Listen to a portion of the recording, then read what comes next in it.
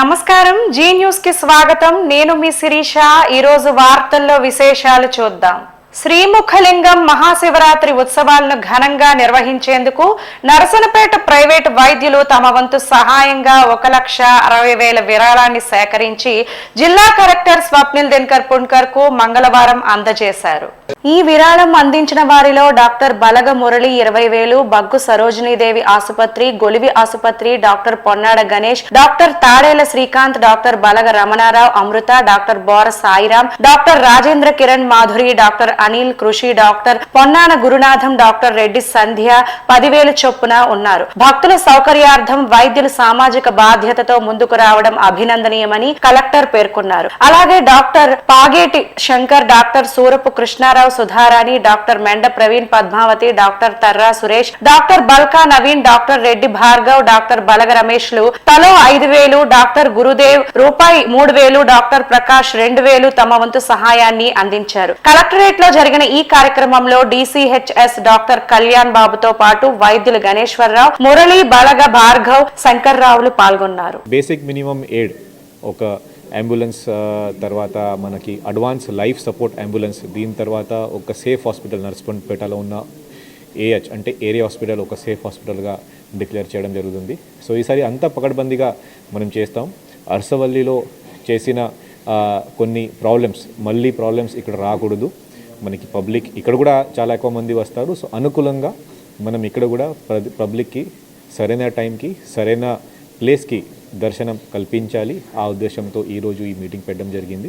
ఇది కాకుండా మనకి 18th రోజు చక్రస్నానం రోజు దాదాపు 1,00,000 పైన పబ్లిక్ కూడా రావడానికి అవకాశం ఉంది. ఆ రోజు పక్కాగా బ్యారికేడింగ్ మనకి. ఇది కాకుండా ఆ నది పాత్ర దగ్గర వంశధార దగ్గర దాదాపు ఒక 3 కిలోమీటర్ వరకు పబ్లిక్ వస్తారు. సో అక్కడ ప్రతి ఒక్క 300 to 500 మీటర్కి ఒక మెడికల్ క్యాంప్ కానీ తర్వాత అంబులెన్స్ కానీ, అటువైపు అంటే సర్బుజ్లీ వైపు నుంచి కూడా పబ్లిక్ వస్తారు కదా, అటువైపు కూడా అన్ని అరేంజ్మెంట్స్ చూసుకోమని ఇన్స్ట్రక్షన్స్ ఇవ్వడం జరిగింది. ఇది కాకుండా టెంపుల్ నుంచి ఆ చక్రస్నానం చేసే పాయింట్ వరకు కూడా దారి అంతా ఎంక్రోచ్మెంట్ ఉంటే ఎంక్రోచ్మెంట్ తీయాలి. షాప్స్ కూడా ఆ రోజు వరకు ఒక 4 to 5 అవర్స్ మనం క్లోజ్ చేస్తాం. అది అన్ని ఇన్స్ట్రక్షన్స్ ముందుగానే ఇప్పటి నుంచినే డిస్ట్రిక్ట్ పంచాయత్ ఆఫీసర్ ద్వారా అందరికీ ఇవ్వడం జరుగుతుంది. దయచేసి public and Srimukhalingam temple and Srimukhalingam public అంటే మన సిటిజన్స్ అందరూ దయచేసి డిస్ట్రిక్ట్ అడ్మినిస్ట్రేషన్ సహాయం చేస్తే ఎటువంటి ప్రాబ్లం లేకుండా డిస్ట్రిక్ట్ అడ్మినిస్ట్రేషన్ ఈసారి సిద్ధంగా ఉన్నాం. Thank you. సామాన్యులకు మెరుగైన వైద్య సదుపాయాలు కల్పించేందుకు కూటమి ప్రభుత్వం కృషి చేస్తోందని శ్రీకాకుళం ఎమ్మెల్యే గొండు శంకర్ పేర్కొన్నారు. మంగళవారం శ్రీకాకుళం నగరం బలగమెట్టు జంక్షన్ వద్ద కాన్స్టెన్సీ విజన్ యాక్షన్ ప్లాన్ ఆధ్వర్యంలో మెడికవర్ కిమ్స్ వైద్యులచే వైద్య శిబిరాన్ని ఏర్పాటు చేశారు. శిబిరాన్ని ప్రారంభించిన ఎమ్మెల్యే శంకర్ మాట్లాడుతూ సామాన్య ప్రజలకు మెరుగైన వైద్య సదుపాయాలు కల్పించేందుకు కృషి చేస్తున్నామని, పెద్ద ఎత్తున వైద్య శిబిరాలను ఏర్పాటు చేసి ప్రజారోగ్యానికి కృషి చేస్తున్నామని, ప్రజలు వైద్య శిబిరాన్ని వినియోగించుకుని వైద్య పరీక్షలు నిర్వహించి అవసరమైన మేరకు మెరుగైన చికిత్సలకు కూడా కృషి చేస్తున్నామని పేర్కొన్నారు. క్యాన్సర్ ముందస్తు పరీక్షలు, కంటి పరీక్షలు, సాధారణ పరీక్షలు, రక్త పరీక్షలు, గుండె సంబంధిత పరీక్షలు తదితర వైద్య పరీక్షలు నిర్వహించడం అభినందనీయమని నిర్వాహకులను, వైద్యులను, వైద్య సిబ్బందిని అభినందించారు. కూటమి నాయకులు, తెలుగుదేశం పార్టీ సీనియర్ నాయకులు, స్థానిక ప్రజలు తదితరులు పాల్గొన్నారు. సమాజ సేవలో అందరం భాగమవుదామని ప్రముఖ వైద్యులు లైన్ డాక్టర్ పైడి సింధూరా తెలిపారు.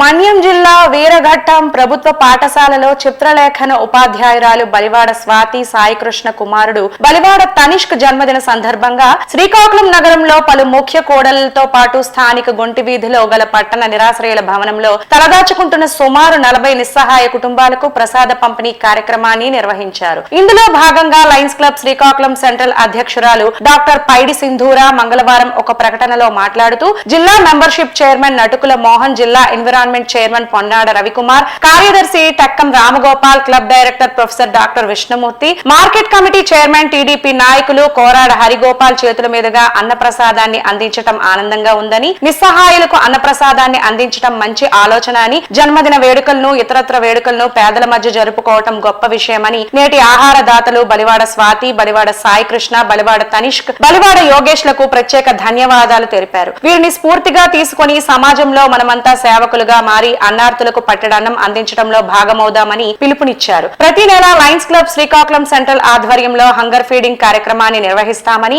అందులో భాగంగానే ఈ రోజు కూడా ఈ మహోత్తర కార్యక్రమాన్ని వీరఘట్టం వాసులచే చేయడం నిజంగా అభినందనీయమని తెలిపారు. రోజు మనం స్థానిక శ్రీకాకుళంలో గొంటి వీధిలో నైట్ షెల్టర్ హోమ్లో ఉన్నాం. ఇక్కడ ఈరోజు వీరఘట్టానికి చెందిన స్వాతి అనే ఆవిడ వాళ్ళ అబ్బాయి తనిష్క్ పుట్టినరోజు సందర్భంగా ఈ నైట్ షెల్టర్ హోమ్లో ఉన్న ప్రజలందరికీ కూడా టిఫిన్ పంపిణీ చేయడం అన్నది జరుగుతుంది. సో ఇది మనందరం చాలా ఇన్స్పిరేషన్గా తీసుకోవాలి. ఎందుకంటే ఇక్కడ వీళ్ళకి పాపం మధ్యాహ్నం ఒక్క పూటే భోజనం వస్తుంది, రాత్రి భోజనం కూడా వీళ్ళకి రాదు.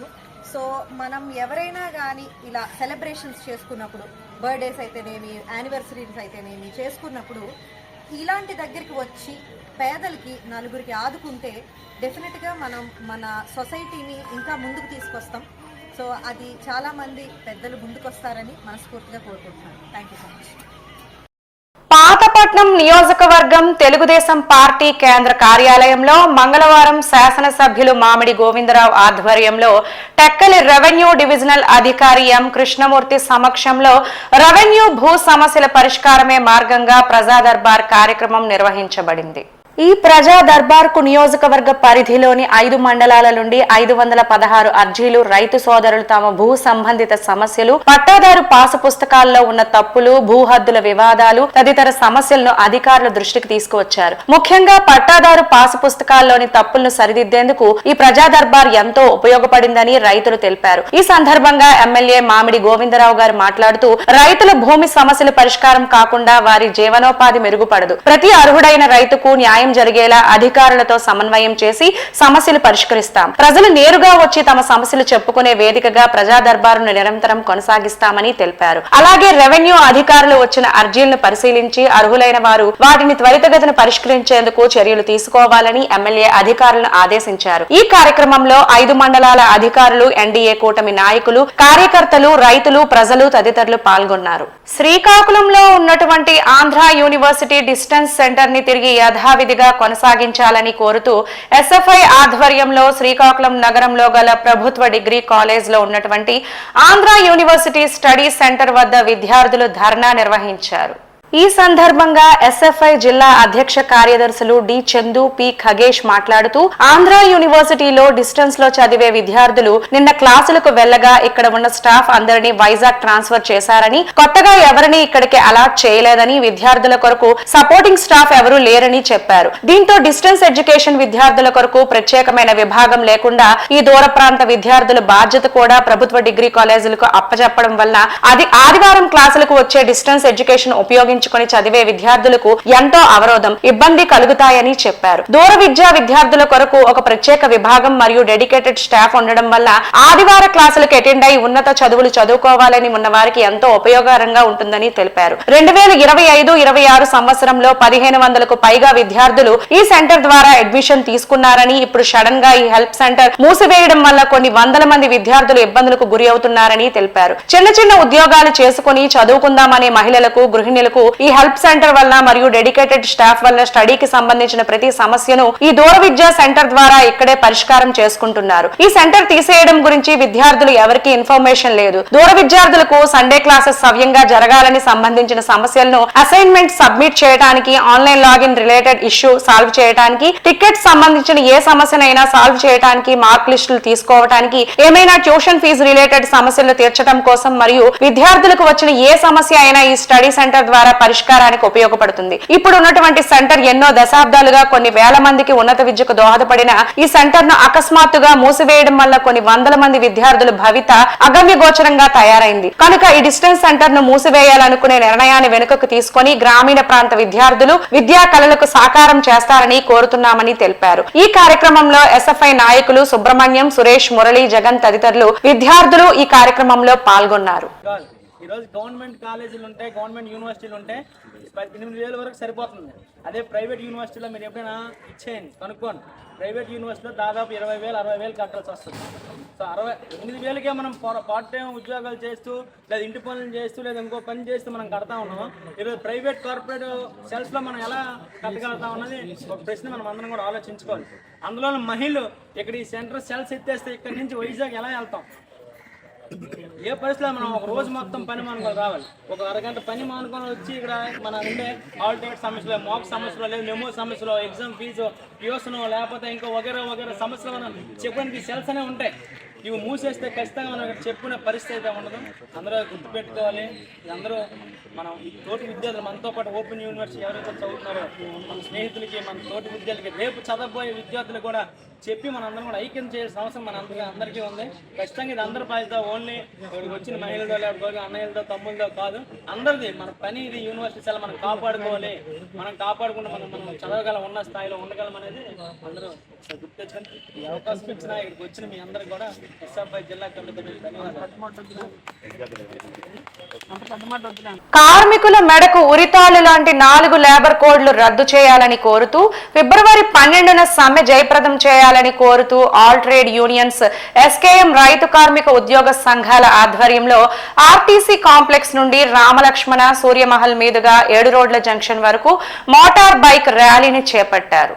ఈ సందర్భంగా పలు సంఘాల నాయకులు మాట్లాడుతూ ఫిబ్రవరి 12న సమ్మెలో ఉద్యోగులు, కార్మికులు పాల్గొని జయప్రదం చేయాలని కోరారు. ధరలు విపరీతంగా పెరిగిన నేపథ్యంలో కనీస వేతనం నెలకు 30,000 నిర్ణయించి అమలు చేయాలని డిమాండ్ చేశారు. దశాబ్దాల పాటు కార్మిక వర్గం పోరాడి అశేష త్యాగాలతో సాధించుకున్న 44 కార్మిక చట్టాలను రద్దు చేసి మోడీ నాయకత్వంలో కేంద్ర బీజేపీ ప్రభుత్వం పెట్టుబడిదారీ ప్రయోజనాల కోసం 4 లేబర్ కోడ్లుగా మార్చివేసిందని తెలిపారు. ప్రభుత్వ రంగ సంస్థలను ప్రైవేటీకరణ ఆపాలని డిమాండ్ చేశారు. ప్రజాధనంతో నిర్మించుకున్న విశాఖపట్నం స్టీల్ ప్లాంట్, ప్రభుత్వ రంగ పరిశ్రమలు, రైల్వేలు, బ్యాంకులు, ఎల్ఐసి, రక్షణ రంగం, గనులు, ప్రకృతి వనరులను కార్పొరేట్ సంస్థలకు అప్పగించేందుకు ప్రైవేటీకరణ వేగవంతంగా అమలు చేస్తున్నారని విమర్శించారు. ఫిబ్రవరి 12న జరగబోయే సమ్మె కేంద్ర ప్రభుత్వానికి ఒక హెచ్చరిక కావాలని హితవు పలికారు. ఈ కార్యక్రమంలో సిఐటియు జిల్లా ప్రధాన కార్యదర్శి పి తేజేశ్వరరావు, ఏఐటియుసి నాయకులు టి తిరుపతిరావు, ఐఎఫ్టియు నాయకులు ఎస్ కృష్ణవేణి, రైతులు తదితరులు పాల్గొన్నారు.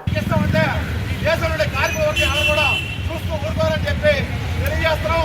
అలాగే ఈరోజు మహాత్మా గాంధీ జాతీయ గ్రామీణ ఉపాధి పథకాన్ని కూడా ఈరోజు రామ్జీ పేరుతో 19వ తారీఖు సారాంశంతో కూడా ఎక్కేసి గతంలో పేరు నమోదు చేసుకున్న ప్రతి ఒక్కరు కూడా జాబ్ కార్డులో ఉన్నందుకు కూడా ఉపాధి కల్పించాలా, కల్పించకపోతే చట్ట ప్రకారం వేతనాలు చెల్లించాలన్న నిబంధన కూడా ఎత్తేయడం జరిగింది.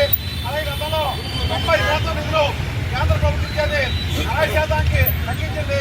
గతంలో రాష్ట్ర ప్రభుత్వం 10% నిధులు ఇచ్చేది 40% పెట్టడం జరిగింది. రానున్న రోజుల్లో ఉపాధి హామీ కలెక్టర్ కూడా నిర్వహణ చేస్తున్న నేపథ్యంలో ఈరోజు వ్యవసాయ కార్మికులు కూడా రోడ్డు మీదకి వచ్చి పోరాటం చేస్తున్న పరిస్థితి.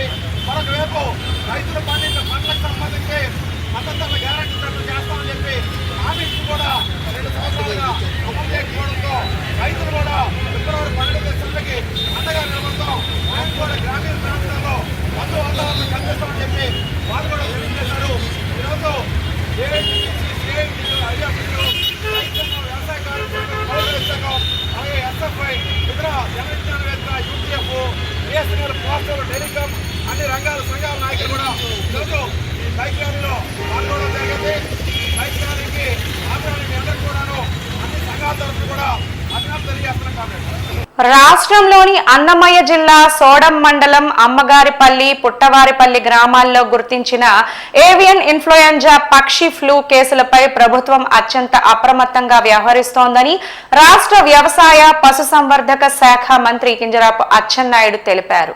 NIHSAD భోపాల్ ప్రయోగశాల నుండి వచ్చిన నివేదికల ఆధారంగా భారత ప్రభుత్వ పశుసంవర్ధక డైరీయింగ్ శాఖ ద్వారా ఫిబ్రవరి 8న వ్యాధి నిర్ధారణ జరిగినట్లు ఆయన వెల్లడించారు. నిర్ధారణ వెలువడిన వెంటనే ప్రభావిత ప్రాంతాల్లో ర్యాపిడ్ రెస్పాన్స్ టీమ్స్ ను మోహరించి నిర్ణీత ప్రామాణిక కార్యాచరణ విధానాల ప్రకారం కట్టుదిట్టమైన కల్లింగ్ చర్యలు చేపట్టినట్లు మంత్రి తెలిపారు. ఈ ప్రక్రియ జిల్లా కలెక్టర్ల పర్యవేక్షణలో పశుసంవర్ధక, రెవెన్యూ, పోలీస్, పంచాయతీరాజ్, వైద్య ఆరోగ్య శాఖల సమన్వయంతో సమర్థవంతంగా ప్రశాంతంగా కొనసాగుతున్నట్లు స్పష్టం చేశారు. వ్యాధి మరింత వ్యాప్తి చెందకుండా ఉండేందుకు ప్రభావిత ప్రాంతాల్లోనే కాకుండా పరిసర ప్రాంతాల్లో కూడా పర్యవేక్షణను మరింత బలోపేతం చేస్తున్నట్లు తెలిపారు. చిత్తూరు జిల్లా కర్వేటి నగరం మండలంలో పక్షుల అకస్మాత్ మరణాల సమాచారం మేరకు క్షేత్రస్థాయిలో పశు వైద్య బృందాలు పరిశీలన నిర్వహించి నమూనాలను పరీక్షల కోసం భోపాల్ పంపినట్లు చెప్పారు. సంబంధిత రైతులకు అవసరమైన బయోసెక్యూరిటీ ముందస్తు జాగ్రత్త చర్యలపై స్పష్టమైన సూచనలు అందిస్తున్నట్లు మంత్రి పేర్కొన్నారు. ఆదివారం 2 పొలాల్లో కల్లింగ్ ప్రక్రియ పూర్తయిందని మంత్రి తెలిపారు. ఈ 2 ప్రాంతాల్లో భారత ప్రభుత్వం ద్వారా వ్యాధి నిర్ధారణ జరుగుతున్నట్లు వెల్లడించారు. సోడం మండలం నుండి 1, కర్వేటి నగరం మండలం నుండి మరో 1 చొప్పున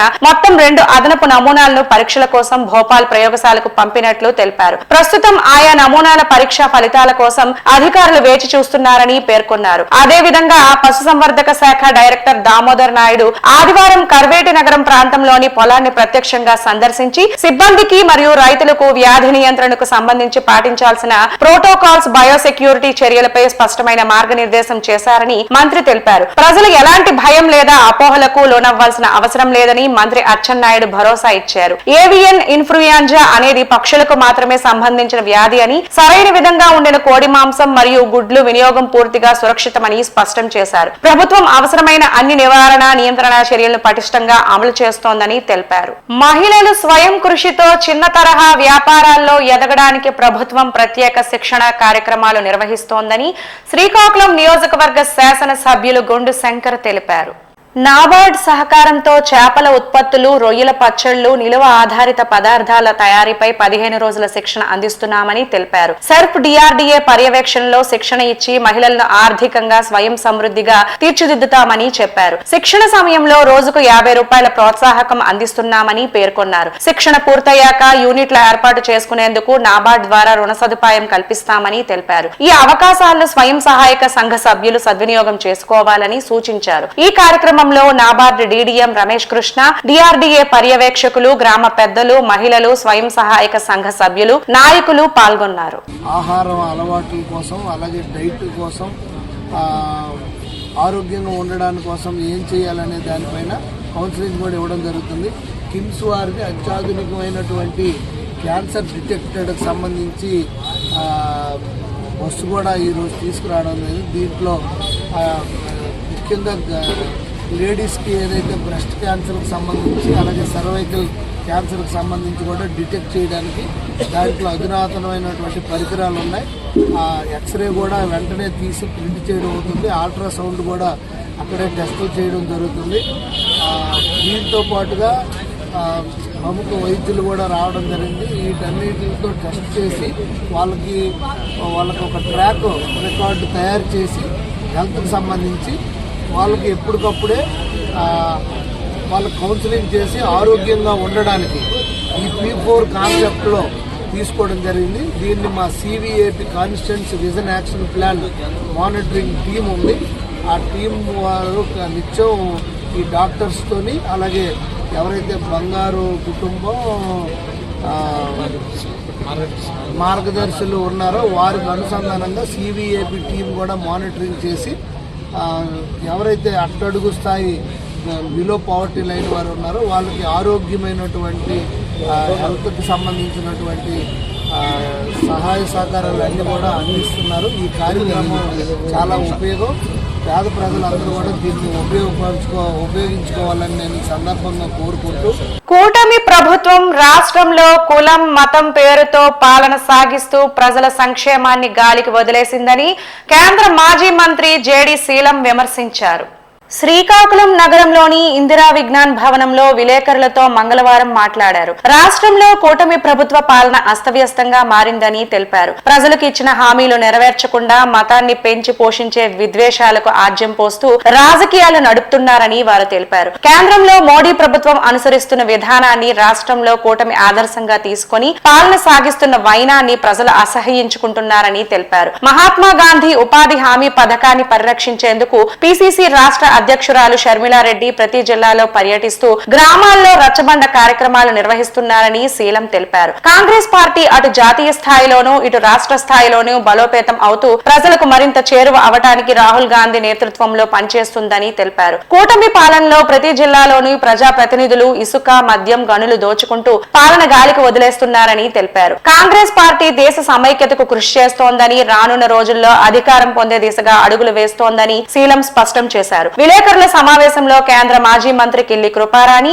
పిసిసి ఉపాధ్యక్షుడు వెంకటేష్, రాష్ట్ర కిసాన్ కాంగ్రెస్ సెల్ అధ్యక్షుడు కామన ప్రభాకర్ రావు, డిసిసి అధ్యక్షుడు సనపల అన్నాజీరావు, కాంగ్రెస్ నాయకులు పేడాడ పరమేశ్వరరావు, అంబటి కృష్ణారావు, రెల్ల సురేష్, కోత మధుసూదన్ రావు, తెంబూరు మధుసూదన్ రావు, మామిడి సత్యనారాయణ, ఆబోతుల వెంకటనాయుడు, కేవీఎల్ఎస్ ఈశ్వరి, కవిటి గోపాలకృష్ణ, ఎం చక్రవర్తి రెడ్డి, చింతాడ దిలీప్, అంబటి దాలినాయుడు, మంత్రి నరసింహమూర్తి, బసవ షణ్ముఖరావు, లఖినేన నారాయణరావు, బొచ్చ వెంకటరమణ, ఇజ్జరోతు రమణ, కొత్తకోట్ల సింహాద్రి నాయుడు, కరిమజ్జి మల్లేశ్వరరావు, లఖినేని సాయిరాం పాల్గొన్నారు. మేము ఈవీఎంల గురించి కానీ ఇంకోటి గురించి కానీ నువ్వేదో మేనేజ్ చేస్తున్నావు అని చెప్పి అంటల్లా.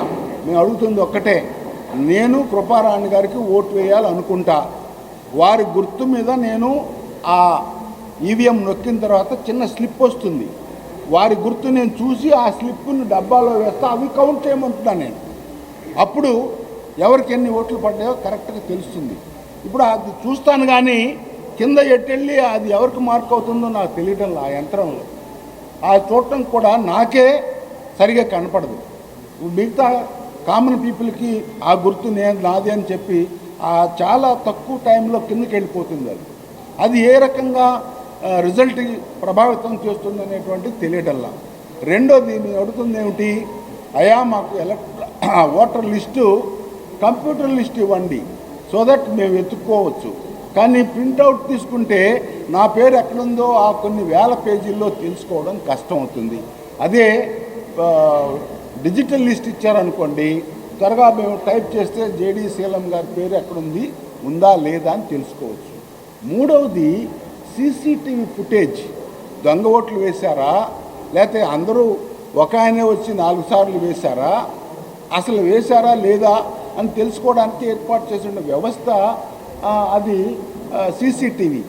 అదేం బెడ్రూమ్లో పెట్టలేదు, పబ్లిక్ ప్లేస్లో ఎక్కడైతే పోలింగ్ స్టేషన్ ఉందో అక్కడ పోలింగ్ బూత్ దగ్గర ఏర్పాటు చేశారు. ఆ సీసీటీవీ ఫుటేజీ అవసరమైనప్పుడు ఇవ్వాలి, అంటే పారదర్శకంగా జరిగింది లేదు అని తెలుసుకోవడానికి. ఇవన్నీ అడుగుతూ ఉన్నాం మేము. ఆరోగ్యవంతమైన సమాజ స్థాపనకు స్వయం సహాయక సంఘాల ప్రతినిధులు ముందుకు రావాలని శ్రీకాకుళం జిల్లా గ్రామీణాభివృద్ధి సంస్థ పథక సంచాలకులు ఎం కిరణ్ కుమార్ పిలుపునిచ్చారు. మంగళవారం శ్రీకాకుళం జిల్లా గ్రామీణాభివృద్ధి శాఖ సమావేశ మందిరంలో ఏర్పాటు చేసిన ఆహారం, పోషణ, ఆరోగ్యం, నీరు మరియు పరిశుభ్రత కార్యక్రమాల సదస్సులో ఆయన మాట్లాడుతూ కేంద్ర రాష్ట్ర ప్రభుత్వాలు అమలు చేస్తున్న సంక్షేమ, అభివృద్ధి కార్యక్రమాలు ప్రజలకు చేరువ చేయటంలో స్వయం సహాయక సంఘాల సభ్యులు క్రియాశీలక పాత్ర పోషిస్తున్నారని కొనియాడారు. శ్రీకాకుళం జిల్లాలో 48,795 స్వయం సహాయక సంఘాల్లో 5,35,048 మంది సభ్యులు ఉన్నారని, వీరందరూ సంపూర్ణ ఆరోగ్యం కాపాడే బాధ్యత జిల్లా గ్రామీణాభివృద్ధి సంస్థపై ఉందని తెలిపారు. పౌష్టికాహార లోపం మరియు రక్తహీనత వల్ల గ్రామీణ ప్రాంతాలలో నిరుపేద ప్రజలు అనేక రకాలైన వ్యాధులకు గురై ఆదాయంలో ఎక్కువ భాగం ఆరోగ్య అవసరాలకు ఖర్చు చేస్తున్నారని, దీన్ని నివారించేందుకు స్వయం సహాయక సంఘాల సభ్యులు ముందుకు వచ్చి ఆరోగ్య సూత్రాలు చెబుతూ ఆరోగ్య భారత్ మరియు ఆరోగ్య ఆంధ్రప్రదేశ్ స్థాపనలో తమ వంతు కృషి చేస్తున్నారని తెలిపారు. పేద, నిరుపేద కుటుంబాల్లో పేదరికాన్ని తగ్గించడం, పేద ప్రజల జీవన ప్రమాణాలు మెరుగుపరచడానికి